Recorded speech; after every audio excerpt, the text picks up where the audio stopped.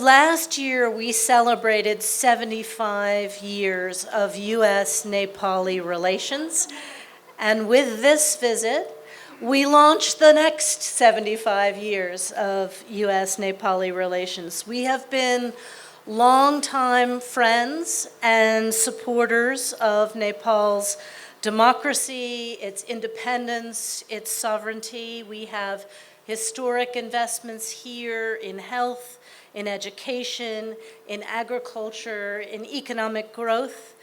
And this time we were very proud and pleased to be able to talk about all of our projects together for the future. The United States plans to invest over $1 billion in Nepal over the next 5 years in everything from green energy and the electrification of this country to small and medium-sized enterprise, particularly investing in women-led businesses and those led by underrepresented groups, and to continue all of the other great work that we have historically done, including in the field of health, in the field of next generation agriculture, strengthening the tourism sector, et cetera. Today, on this very fast visit, we were honored to have the chance to meet with the Prime Minister to congratulate him on the formation of the new government following successful elections.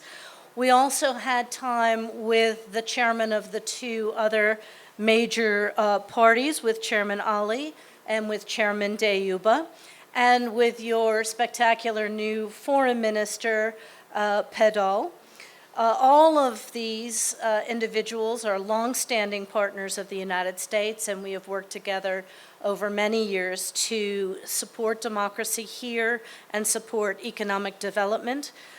During the course of those meetings, we, of course, talked about the next steps in finalizing our Millennium Challenge Corporation project in the field of clean energy. We talked about the plan of the government to submit legislation to the Parliament to finalize the transitional justice process and what the United States might be able to do to support implementation thereafter.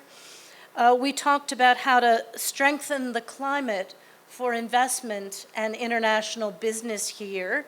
We have lots of American businesses who've always been active in Nepal, but as you become more and more vibrant, there are more and more American businesses who want to invest here, and we want to make the process for them easier and smoother. We also talked about the need to continue fighting corruption. We have the same issues in the United States, and all democracies have to work hard to keep themselves clean.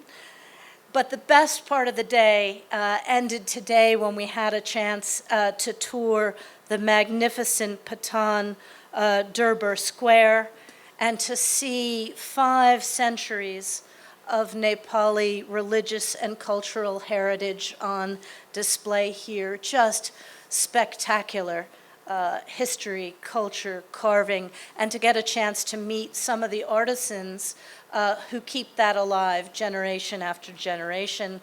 The United States is proud to have partnered with these artisans and with your historic preservationists to ensure that you can restore and preserve this heritage for many, many, many generations to come. So it's been a really fascinating and wonderful day. I am a huge optimist about our relationship going forward and excited to go home and talk to folks in Washington about what's happening here in Nepal. Have partners like Nepal who are working day in, day out to strengthen your own democracy, as we are also working at home to do. So the fact that you just had a good round of elections, the fact that you are working democratically to complete governance structures, that all of these issues that the country faces going forward, including transitional justice, are being handled consensually in the Parliament. This sets a spectacular example, not only in this region, but around the world. And we see what's happening around the world. We see autocrats trying to change the global rules of the road by force. But that is not the Nepali way, that is not the American way. We want our citizens to live in freedom, we want them to have a choice in the way they are governed, and we want government to serve the people, not the other way around.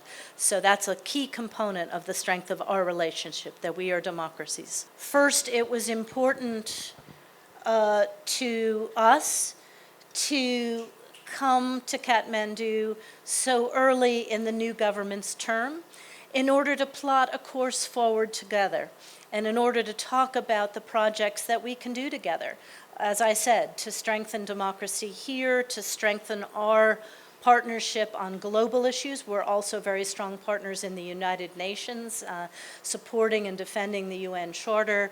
The role that Nepal plays in global peacekeeping is something that you should be enormously proud of, but also to ensure as we walk forward that all of the things that we want to do together, particularly supporting economic prosperity, supporting your democratic resilience, supporting transitional justice, that we have a good understanding of how the new government plans to take these things forward, and the new government has an understanding about how the United States can support. So as an additional example, today in the context of the cyber attacks that you faced in the last couple of days, the United States has strong partnerships around the world in trying to strengthen cyber security and cyber resilience with its partners. So I offered to the government of Nepal that if and when you are interested, as we have with governments from Germany to Japan to across the Americas, we are pleased to come and bring some of our technical specialists to look at what happened here, help you strengthen and harden your systems. So our interest, to the second half of your question, is in a continuingly strong and vibrant democratic Nepal that charts its own course.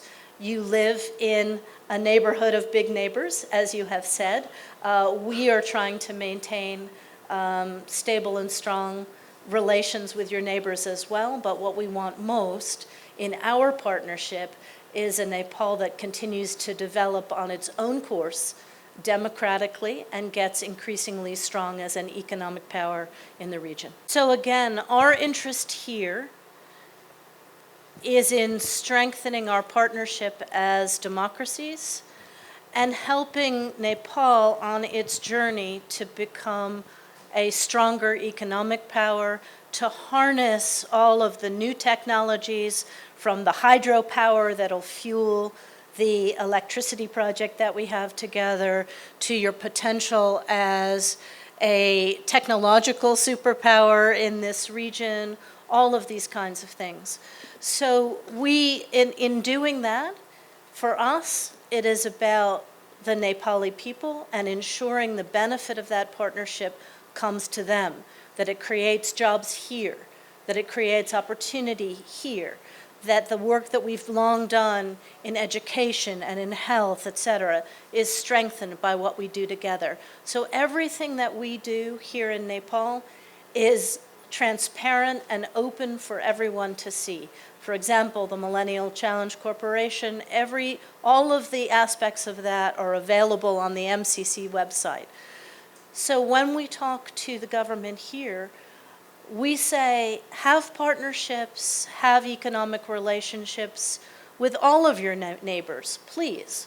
But just ensure when you do that, that you are protecting your own sovereignty, that the deals that you are cutting are good for Nepal, and that there is no corruption in them, that everything is transparent and open. So we welcome Nepal having good relations with all of its neighbors. In fact, we obviously have very strong relationships with India. You saw that with regard to China, the President Biden and President Xi Jinping sat down together in November, and we will have more engagement with China in coming weeks. So it's not about one or the other. It is about what is good for Nepali democracy, Nepali prosperity. That is obviously your choice but everything that we are working to do here, we want to see benefit your people, benefit the American people, and strengthen everything we do together as democracies. Thank you so much. It's been an amazing, amazing day here. Appreciate it.